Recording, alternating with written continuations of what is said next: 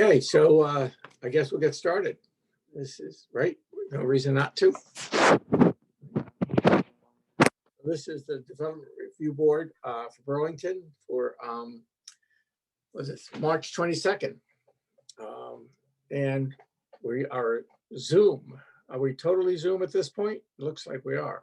You're still Zoom, and that's on my to-do list to ask you guys tonight about meeting going forward. If you want to go hybrid or fully in person or fully Zoom. Most folks are doing hybrid, but let me know. Okay, so Celeste, are you in the office? Yeah, no, I'm home. You're home too, okay. So I'm in my basement. Okay, good. So I will say that we take up items that are on in the agenda. I'm assuming there's some public here watching this. And as we call each item, Scott will admit the applicant or whoever's going to speak on that project. And we will swear people in as needed. I guess we'll leave it at that. And Scott will ask for a mailing address for each person that speaks. Communications, I know we have minutes out there, but I don't think we have any other communications at this point. Okay, so we have, boy, we're bookended. We have 2 houses and a whole bunch of bed and breakfasts to look at tonight. So the first item, we have 4 items on the consent agenda. First item is 189, 191 South Champlain Street. Is the applicant here for that one, Scott? Yep, we have Smith Buckley. I assume that's Israel. You can talk. Yep, I'm here. And Ann.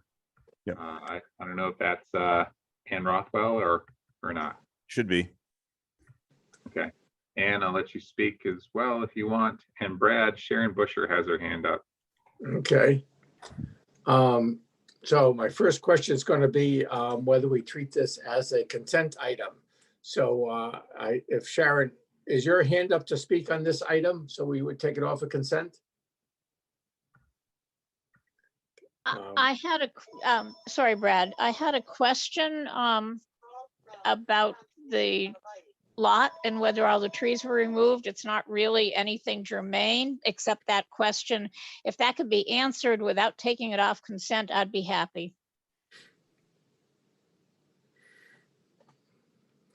I guess that's sort of a, that's an ethical question, but can we answer that question, Scott, without taking it off the consent item?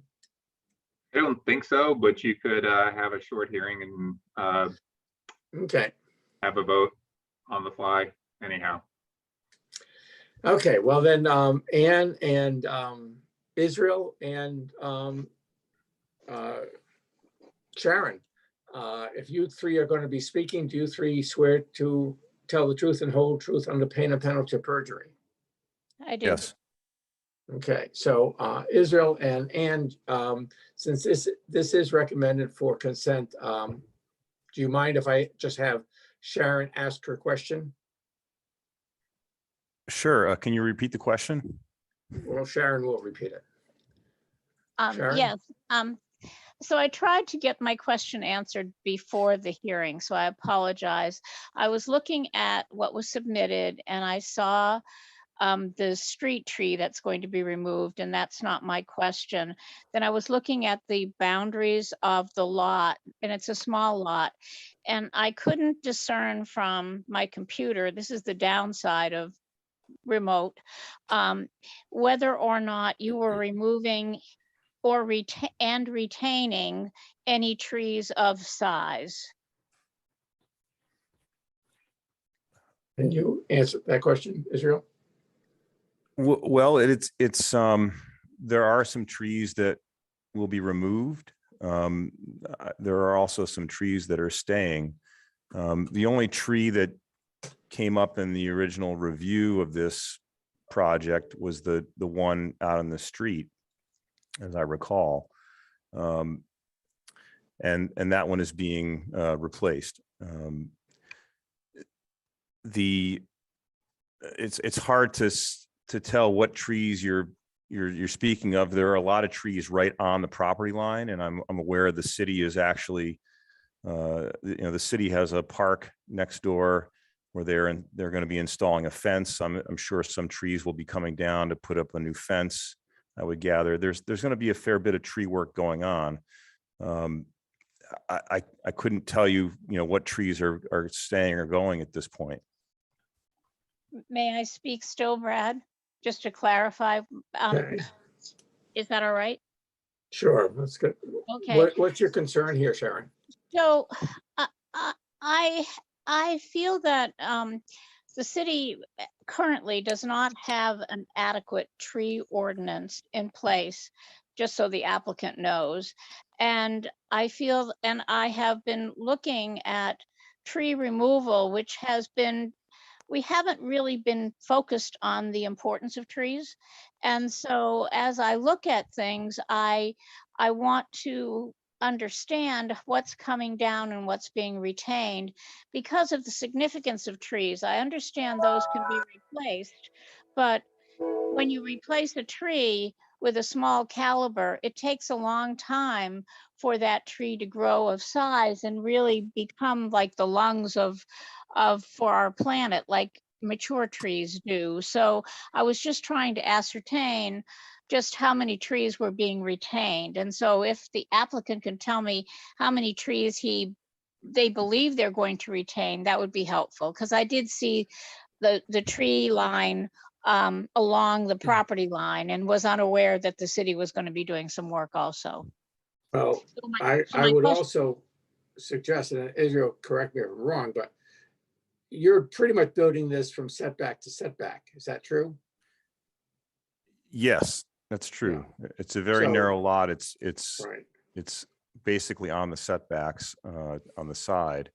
At the rear yard, if you go to site plan 004, I mean, I was sort of indicating some of the larger trees on the in the backyard there. The intent is to retain, larger trees back there that are in good shape. There's also a big drop off at the back property line as well. So there's that to be looked at in terms of trees that are right on the line there.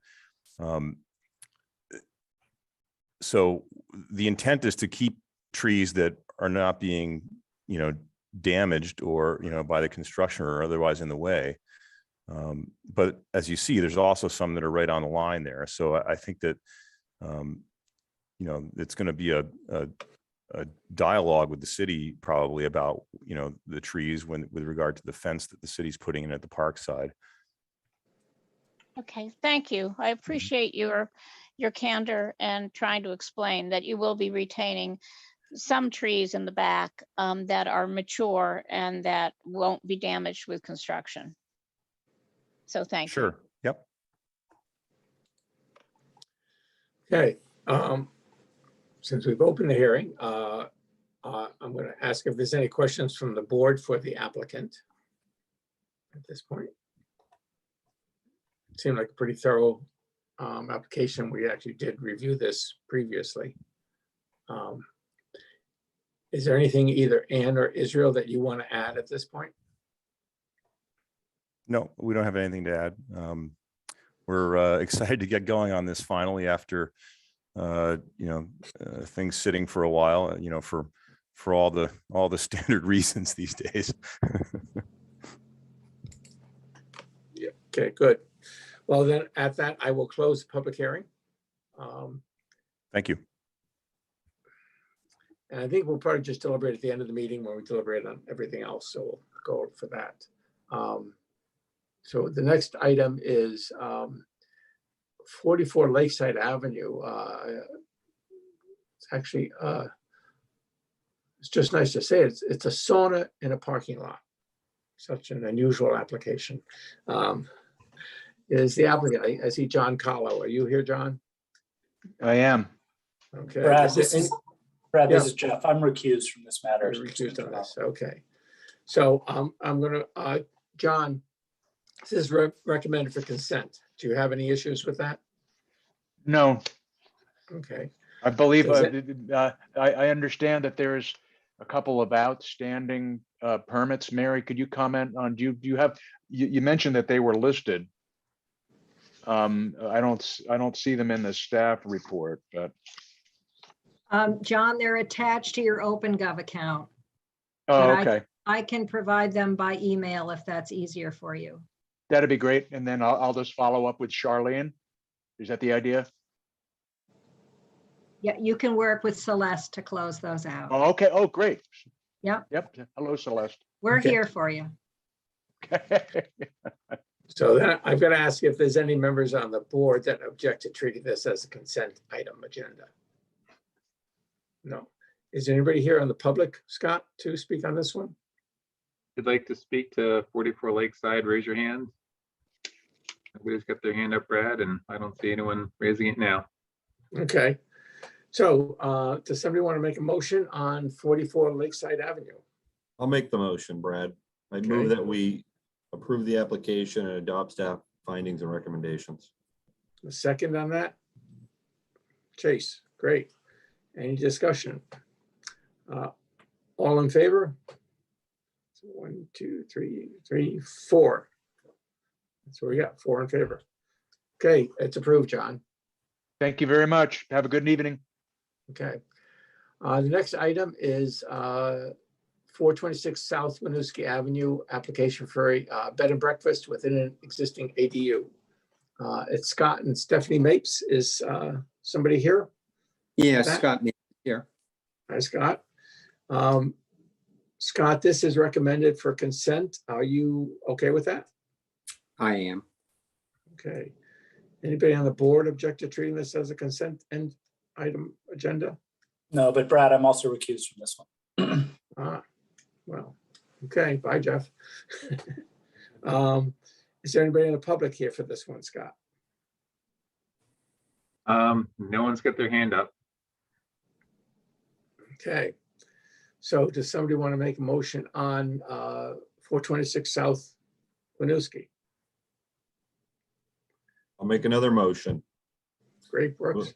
I move that we adopt, I'm sorry, that we approve the application, and adopt staff findings and recommendations. Second? Chase, good teamwork. Any discussion? So all in favor? Yeah, we're bare bones there, 4-0, okay. Thank you. And we have one more bed and breakfast, which is 273 Shelburne Street.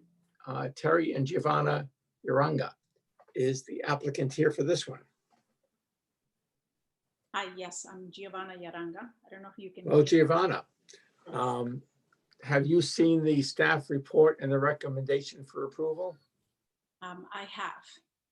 And are you okay with that? Well, two things that I was not aware of was the closing of 2 permits. One was from 2016 Yeah. for the windows, and Yeah. that was done by CEDO when I applied for Yeah. some help. And so I was not aware that that permit was open until now. Yeah. Well, I thought they. Giovanna, closed it. this is one of those things that happens because I think a lot of people turn out not to know that they have open permits. Right. And this is a chance for the city to have people close those permits. So, So I have started the process. okay. I received a notification earlier today to pay the closing fees. So I'm gonna do that. Okay. I think that was one. The other one was something regarding adequate water and sewer. I believe. That's a standard. Yes. So I submitted a letter from Steve Roy, who certifies that that there is definitely adequate water and sewage in the property. Yeah, those permit conditions are things you just have to do before you can actually occupy, but for us to approve it, we can approve it with those conditions, so. Yeah. That's okay. Okay. Does anybody on the board object to treating this one as a consent item? No. Anybody in the public here for this one, Scott? Raise your hand if you'd like to speak to this item. Going, gone. Nope. Okay. So Giovanna, the idea is that if we approve it, then you just have to finish up those items that are on that list. Yeah, I've, like I said, I've already started the process for Yeah. those in the prep. Sounds good. So can I have a motion on this application? I can make a motion on this. Okay, On ZP 2249, 273 Shelburne Street, I move to accept the recommendations and adopt staff findings. and a second on this one? I'll second. The same team, good. Bruce, Brett. thank you. Any discussion? All in favor? Aye. It's approved. So Giovanna, it's approved and you just have to follow up on those conditions and you'll be all set. All right. Thank you very much. I will follow up with Celeste. I believe I've spoken with her about this before. Thank you. Great, thank you. Okay, so we have a public hearing now for 911 Germain Street. Bob Kiss and Jacqueline Majoris for a bed and breakfast with a one space parking waiver. Is the applicant here for that, this one? Yes, Jackie Majoris is here. Okay. Is there anybody else who's going to speak on this one, Scott? Anybody in the public? If anyone else wants to speak to this item, raise your hand, please. And Jackie, is it just you for the applicant team? Yes. Okay. Yeah, it looks like it's just Jackie, Brad. Okay, so Jackie, I would swear you in. Do you swear to tell the whole truth and nothing but the truth on the pain and penalty of perjury? Yes. Okay, I'm having my own technical difficulties here. You're requesting a one space parking waiver? I am. And can we put up the site plan, Scott? Sure.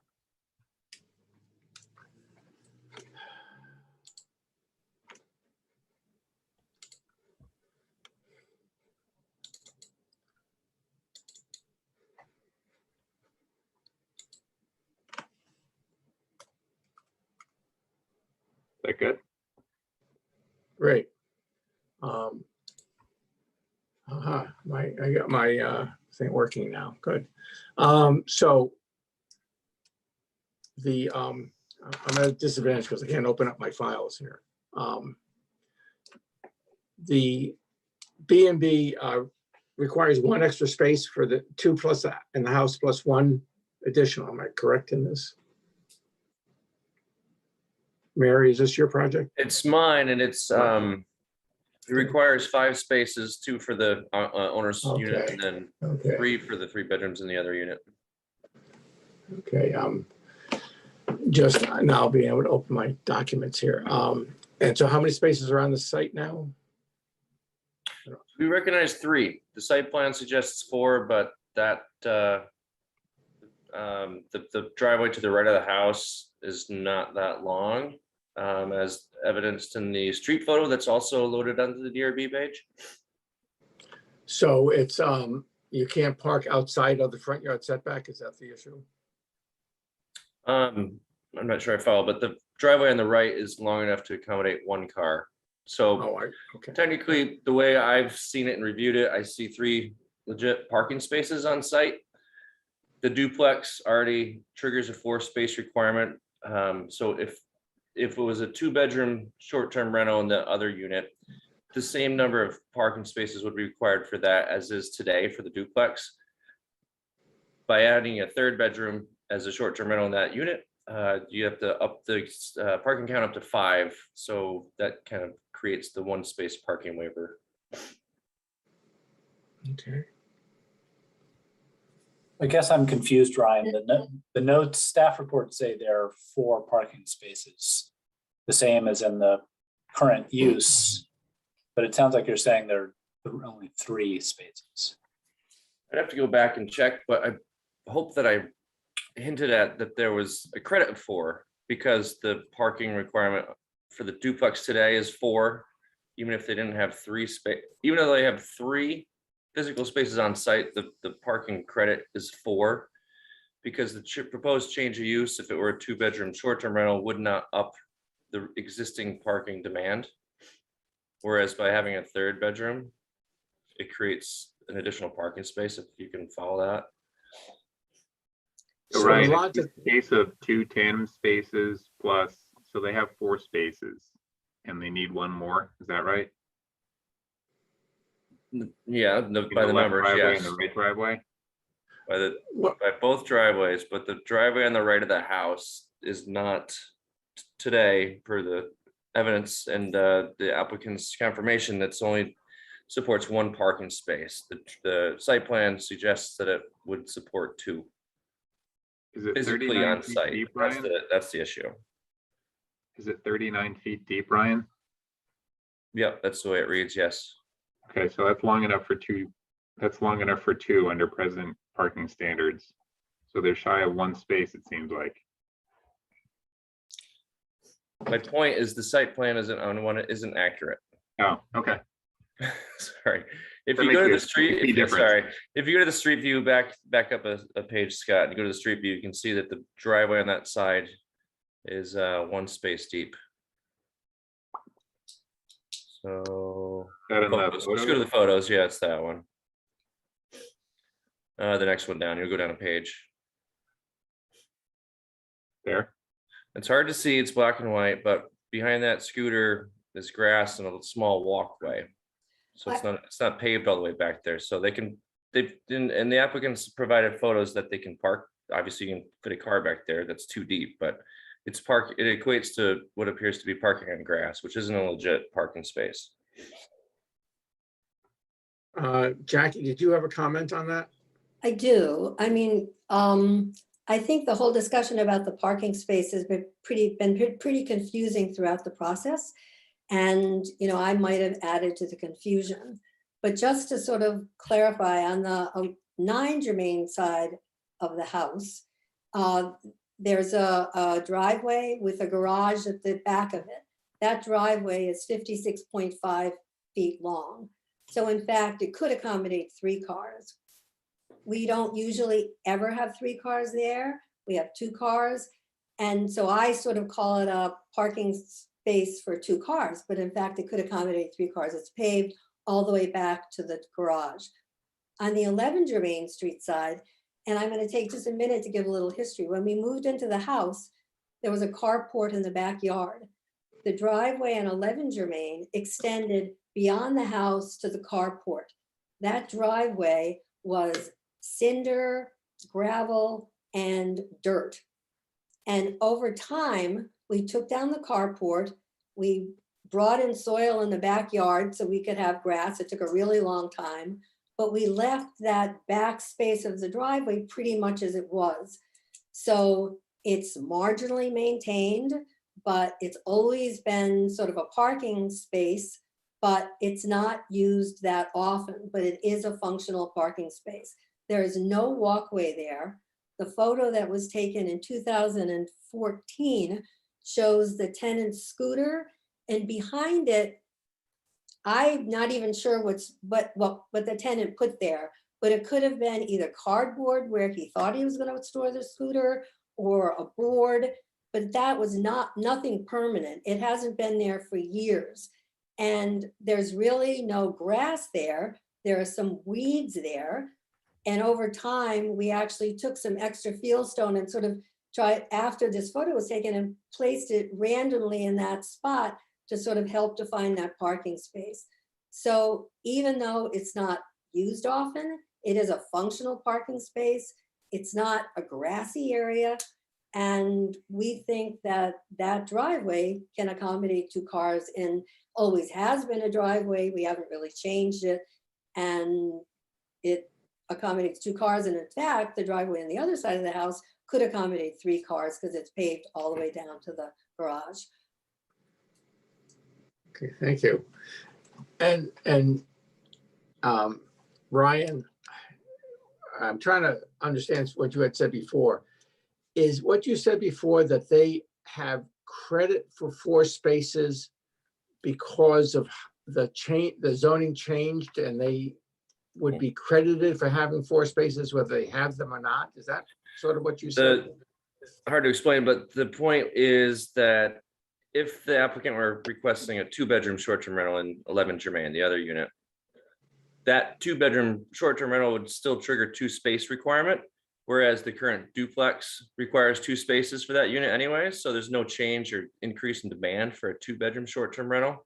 But by having a 3-bedroom short-term rental in the other unit, that brings up to 5 parking spaces requirement, which is an increase to what normally would have been accepted as 4 spaces that currently serve the duplex or the demand for the existing duplex.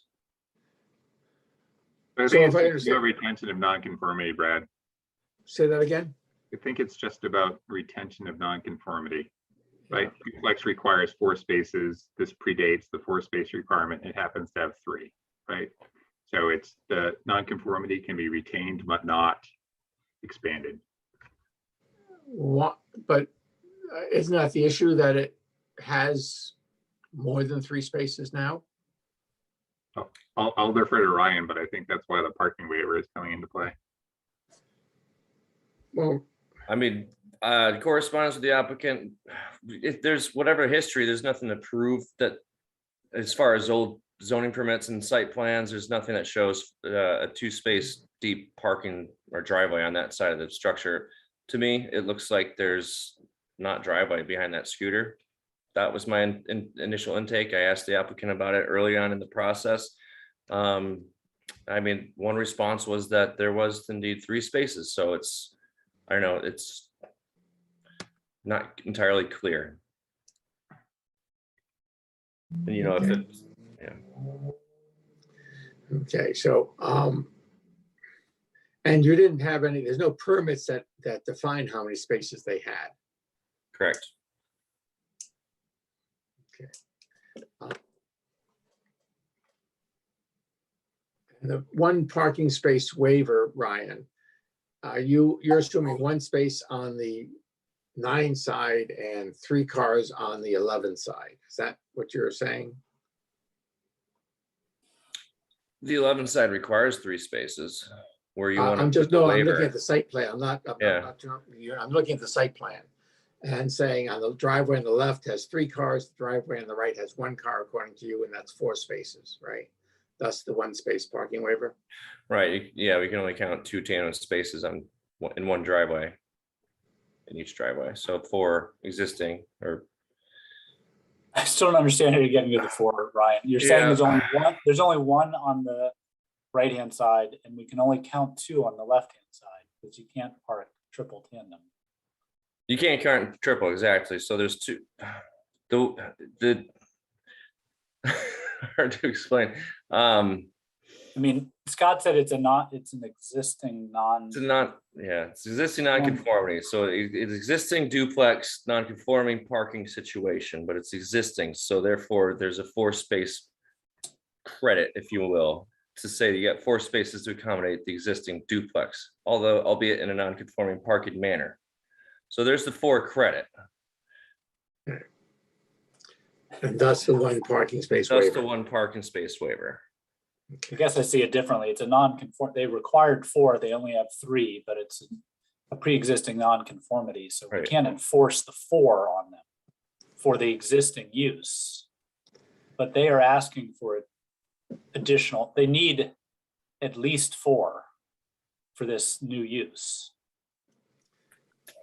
And the city doesn't recognize 4 actual spaces. Like, it seems like we are expanding a non-conformity, even if we granted the waiver.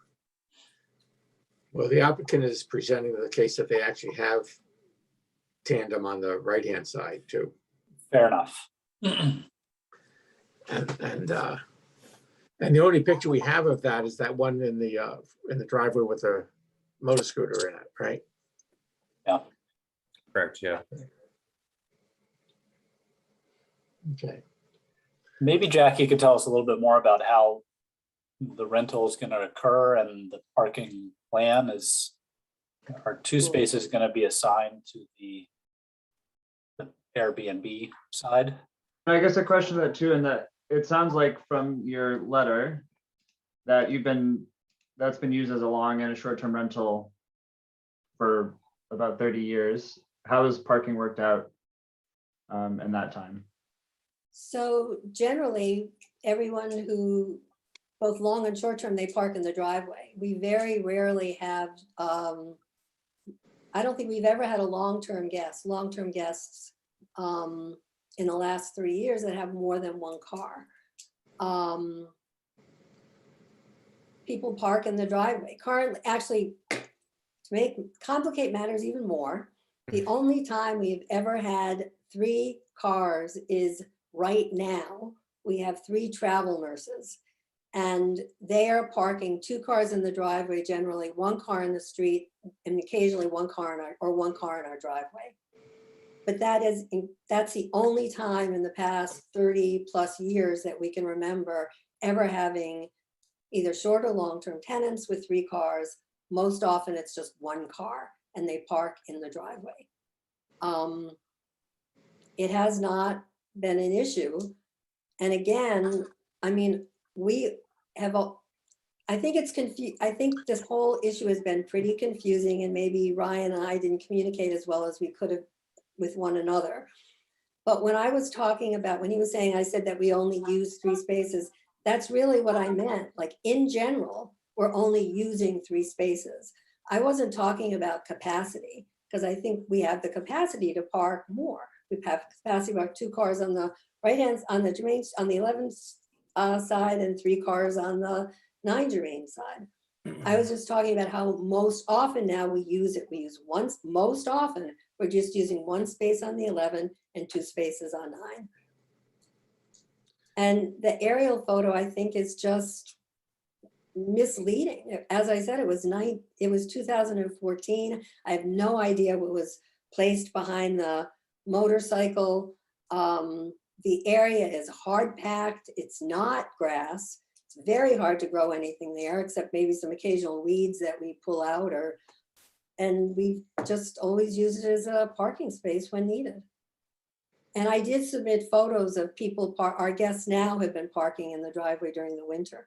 And I did add to the submission a photo of the driveway in the winter. It's in the winter, so it might not be that helpful, but it shows the 2 cars, their 2 cars parked in the driveway, and then the driveway with just 1 car parked way in the back.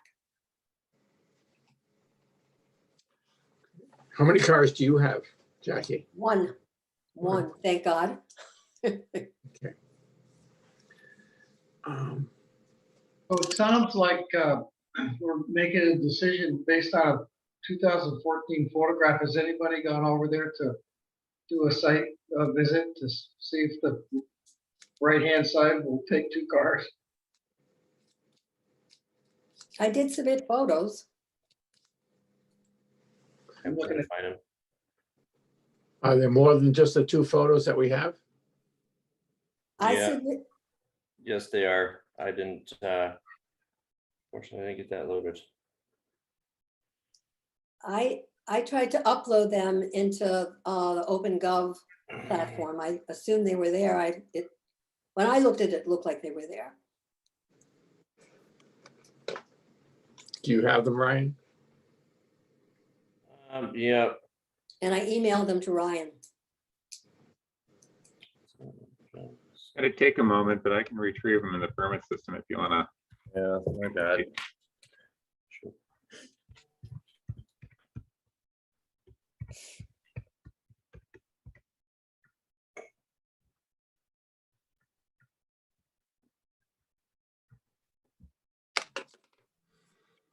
Good grief. At least that's that.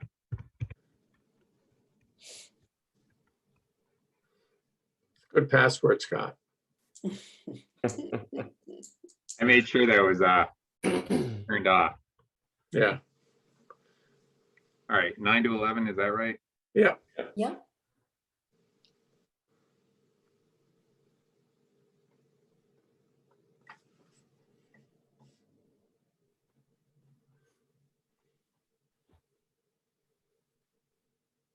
Bottom one, Scott. Huh. So the question for me was, you can certainly fit cars back there. It's just a matter of is it a legit parking space? To have that space, was it there previously? Has it been removed? If it's dirt, if it's not gravel or paved, might not necessarily fit the bill as a parking space, where it would lead me to believe that that's not a legit parking space. But certainly you can fit a car back there. Well, the applicant's contention is that there used to be a carport back there. It was a carport on this side or the other side of the house, Jackie? It was on this side because the garage was on the other side of the house. So the driveway just went back to the carport. So there was, you know, really very little in the backyard other than a driveway and a carport and a shed attached to the garage. So out of curiosity, on the site plan that you submitted, there's a line that marks the end of the driveway on that right-hand side. What determined that line? So that line is the end of the house. And we had planted, if you look at the site plan and you see that little dotted circle kind of thing, Yeah, that's like a very sort of free-form fieldstone patio. On the far right-hand side, right behind that last little blip of dotted line, we have a large porch swing, and then behind that is a rhododendron bush. So basically, the driveway extends like as far as you can go, and before the rhododendron bush, before we did anything to dig it up or improve the soil. So that's how we came to that line. We sort of stopped and then we sort of started landscaping the backyard. so the porch swing and the rhododendron happen between the house and the property line? Yes, they do. Past the end of that driveway? Past the end of the driveway, just to allow a little more privacy in the backyard. So there's really no easy pathway to from the 11 Germain driveway to the backyard. So there's no, you know, I think Ryan said there was a walkway. There's no walkway. You can't really get back there because we've kind of planted plantings there. And if you look at the picture of the motorcycle, you can see a piece of wood kind of protecting the rhododendron when it was small. That was 14, whatever, how many years ago? 8 years ago. But anyway, that's the end of the driveway, or the beginning of the driveway, the end of the yard. Okay. So I guess I'll ask you if the board has any other questions for the applicant on this one.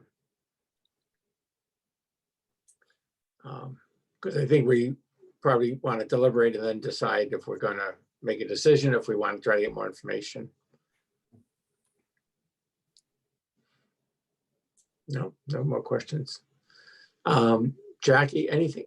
Because like I said, I think we'll deliberate and then see where the deliberation takes us. Anything else you want to add at this point, Jackie? No, I guess I just want to add that driveway has been there, you know, since we purchased the house in '77, and we've never really changed that. You know, we eliminated the driveway in the backyard, but not the driveway next to the house. You know, we've maintained it marginally, and it's always been a parking space. Okay, great. Thank you. Well, at that, I will close the public hearing. And like I said, we'll probably deliberate in a little bit. Thank you. Okay, we have one other item on our agenda, which is a certificate of appropriateness on 48 Sunset Cliff. Is the applicant here for that one, Scott? Yeah, I see some folks from the applicant team. Is anyone else looking to talk, Mike? I believe Jack Milbank and from CEA, and possibly Nate Goldman and Jeff Kamuta from Birdseye. All right, I see Birdseye. So I think yeah, this is Jeff at Birdseye. Okay. So we have Jack, Mike, Nate, and Jeff. Is that right? Yes. Just trying to keep track. Is there anybody from the public to speak on this one, Scott? If so, raise your hand. Oh, somebody's got their hand up. Stieber A. Not sure who that is, but we'll find out. Can we find out who that person is? Yep. And So whomever has the username Stieber A, you can speak to us. Oh, hi. I'm just Ann Stiber. My mother, Ellen Caulfills, is an adjacent homeowner. We just had a question about how the seawalls are going to be connected. okay, so we'll swear you in with everybody else and you can ask your question then. Okay. Okay, so is it Ann Sieber? Stiber. Stiber, okay. And Jack, Mike, Nate, and Jeff, if you would all swear to tell the truth and whole truth under pain and penalty of perjury. I do. I do. Okay. So this is an application to repair the seawall and take down the existing house, right? And you're going to come back later with another application to build the house. Is that, am I understanding that correctly? Yes, that's correct, Brad. Okay. And maybe we could bring up that plan of the seawall, Scott, and have somebody from the applicant team sort of walk us through that.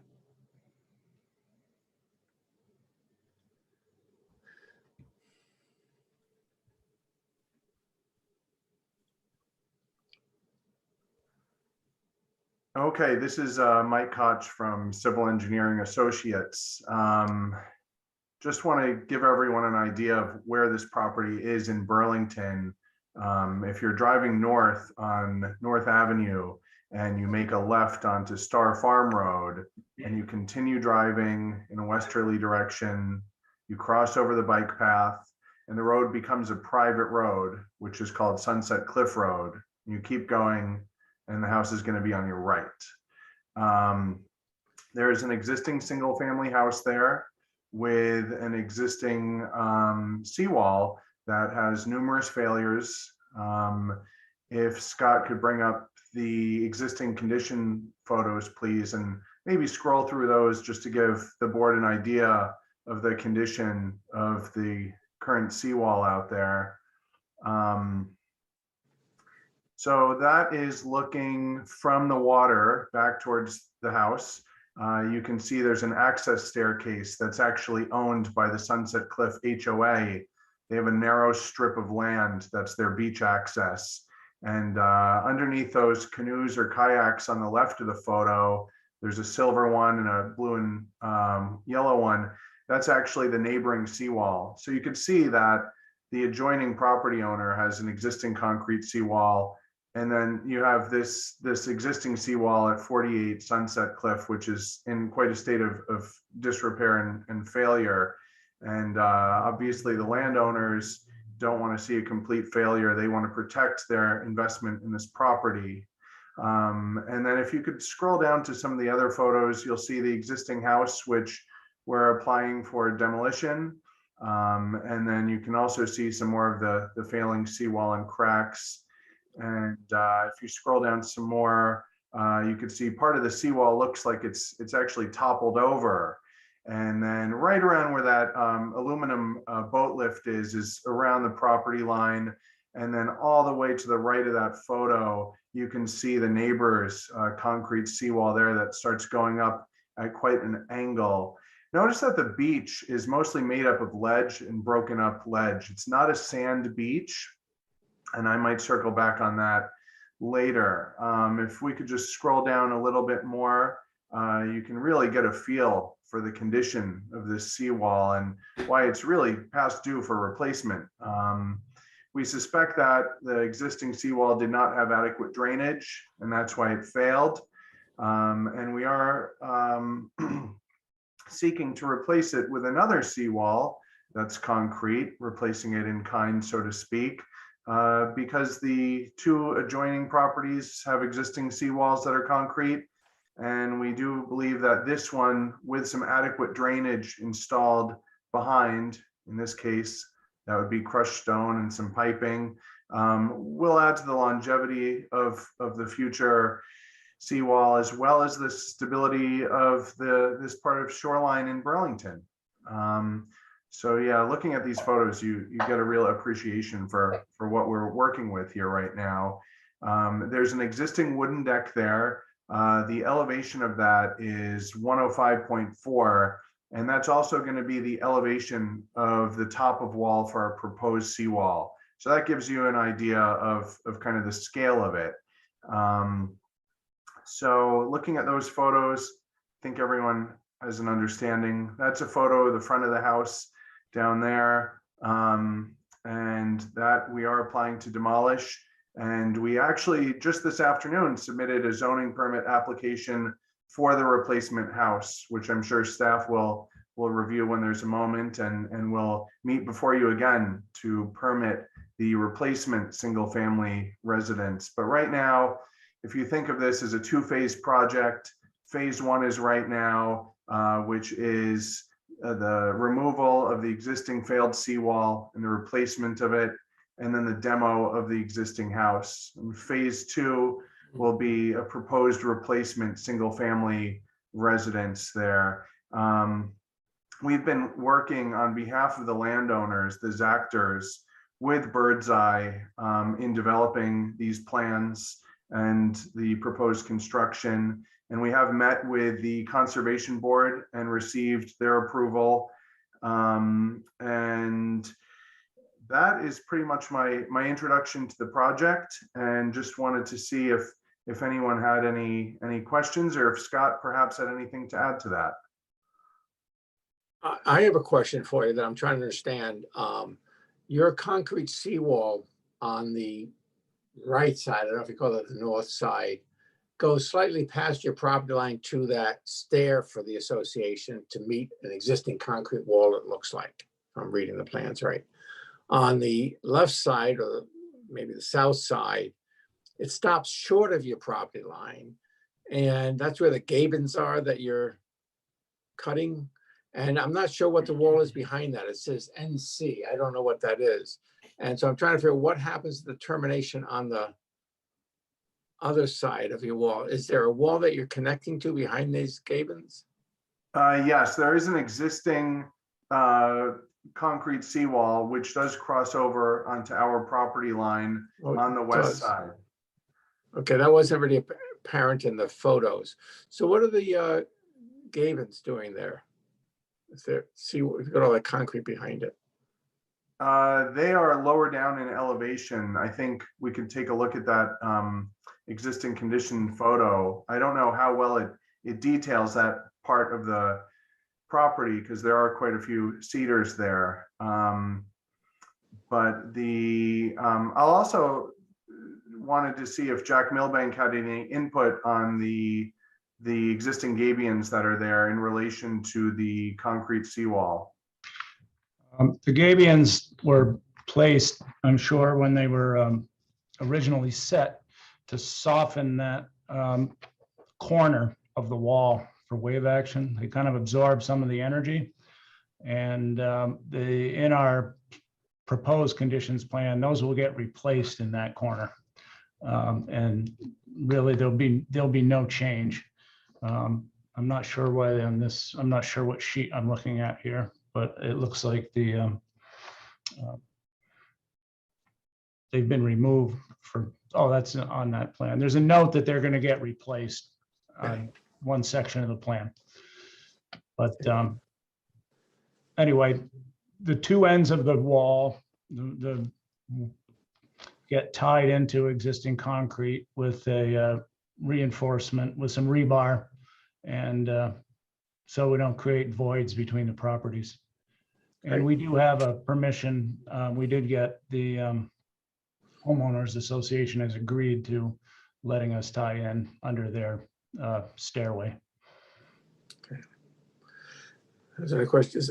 Do any other members of the board have questions for the applicant on this one? I'm not seeing everybody, so I can't see anybody's hands. So if somebody has questions, speak up. No.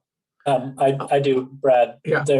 It looks like this new wall has a different feature in it, the ramp that maybe was not there in the original design. Is that considered a new encroachment, or is you just tell us a little bit about that new feature?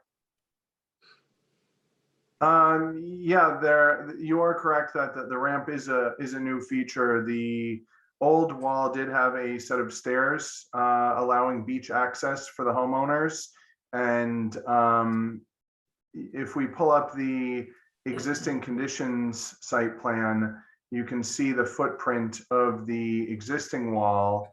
And then I guess we could revert back to the proposed conditions and The thing that was important about the ramp is we're going to be removing the deck and those stairs, those that had to be taken up seasonally for high water, and replacing it with a ramp, but we're not going lakeward. We're not actually going any further. We've reconfigured it with a ramp instead of steps, but we're not encroaching lakeward. I guess the edge of your wall on the outside of the ramp, the lake side of the ramp, is that no closer That's than correct. the edge of the existing retaining wall? It's no closer.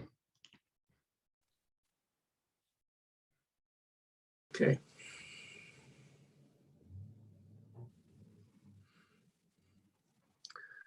Any other questions for the board? I have this is just a curiosity question maybe for Jack.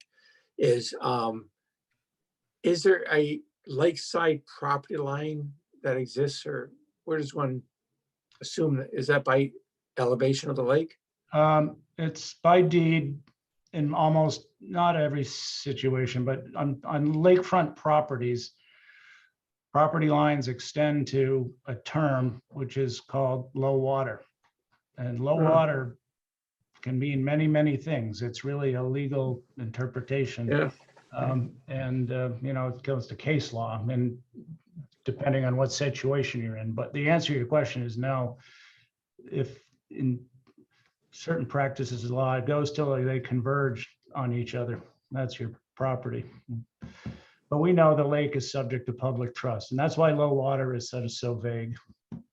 Okay. Like I said, I was more curious than anything else on it. Yeah. Okay, any other, and the neighbor who's here, did your question get answered in this process? She's still here? Yep. Yes, sorry, I was on mute. Yes. Yeah. Good, so you felt your question got answered, good. And can I get your mailing address? Sure. 3 Rosedale Road, West Hartford, Connecticut, 06107. What was the zip? 06107. Okay, great, thank you. Thank you. Okay, so if there aren't any questions on the board, if the applicant has nothing else to add at this point?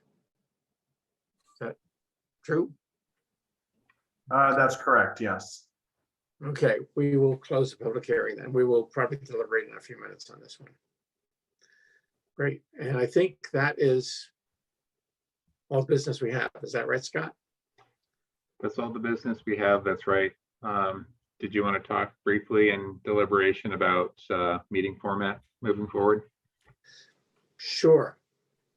We can do that.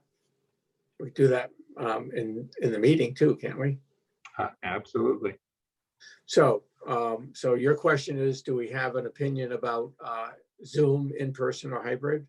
Or do you have a suggestion on that? So most boards are moving back towards the hybrid model.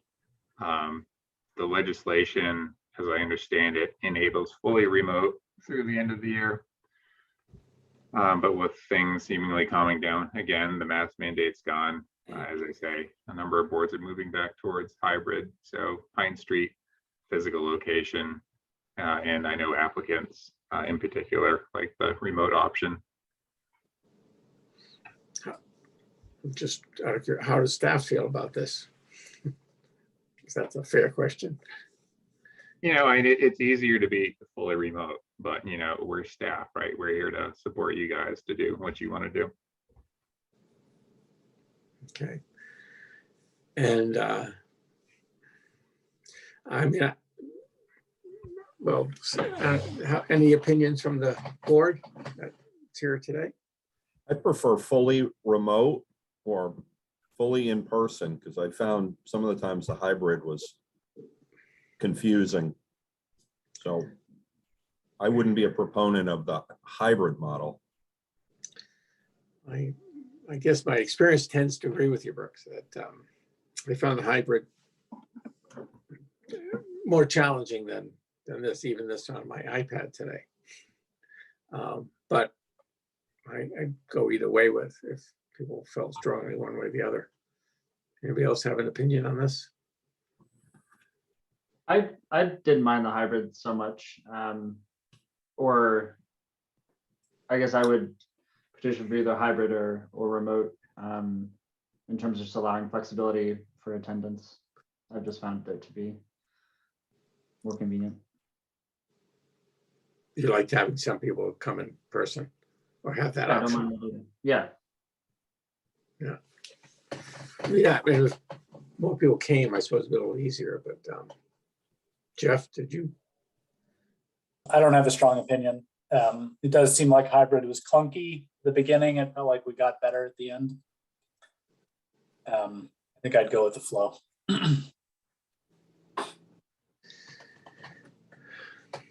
Sean? Yeah, I don't have an objection to the hybrid, but I would prefer the remote. And what's going to determine this, Scott? I was just gonna say, you guys are supposed to be decisive, right? You guys are quasi judicial, and I'm hearing a lot of, well, you know, whatever. Well, we don't have a case in front of us. Yeah, right. Well, look, let's stick with fully remote. I mean, we can do that. That seems to be the overlap between the comments I'm hearing. I agree that, I mean, I like in person. I'm sort of willing to move in that direction, but if, you know, I'd rather wait a month or two and see what that looks likely that we're going to be building up to actually in-person meetings. Yeah. Or Right, we can always change right down the line, right? We've got until December to figure out a different way to do it if you want. okay, well, continue on remote for a while. Okay. And with that, we're going to close our meeting. Record. Are you recused on this, Jeff? I'm not recused on this one. No. Oh, okay. But go ahead. All right. Well, I move that we approve the application, adopt staff findings and recommendations. Second, Jeff. Okay, any discussion on this one? All in favor? Aye. Okay, unanimous. 2, 4, Recording. 5, 9 to 11 Germain Street.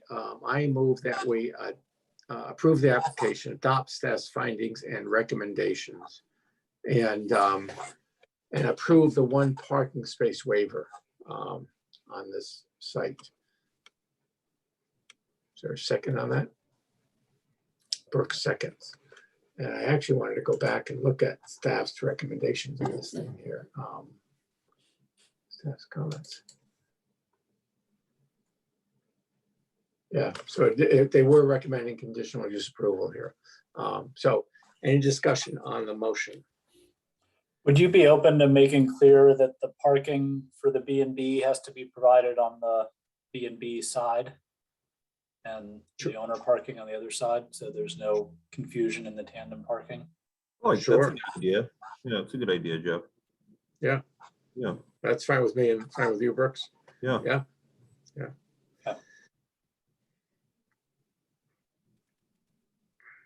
Any other discussions? Well, okay, all in favor? No, passed. Okay, well, good. And then the last item. Recording in progress. On ZP 22-12, which is 48 Sunset Cliff Road, I move that we approve the application and adopt staff's findings and conditions. Second on that? Okay, I just want to look at one thing. Okay, I was just looking at the, so they have 3 years, it looks like, for the house replacement. Is that correct, Mary? I'll answer it. Yeah, they do, is the short answer, but the applicant represented that they've submitted the new application. So they have that time, otherwise they're gonna lose the footprint, because I'm sure they're within setbacks. Yes, Okay, it seems to be moved. yeah. Any other discussion? All in favor? Opposed? Well, we will see you all on Zoom Recording stopped. in the future.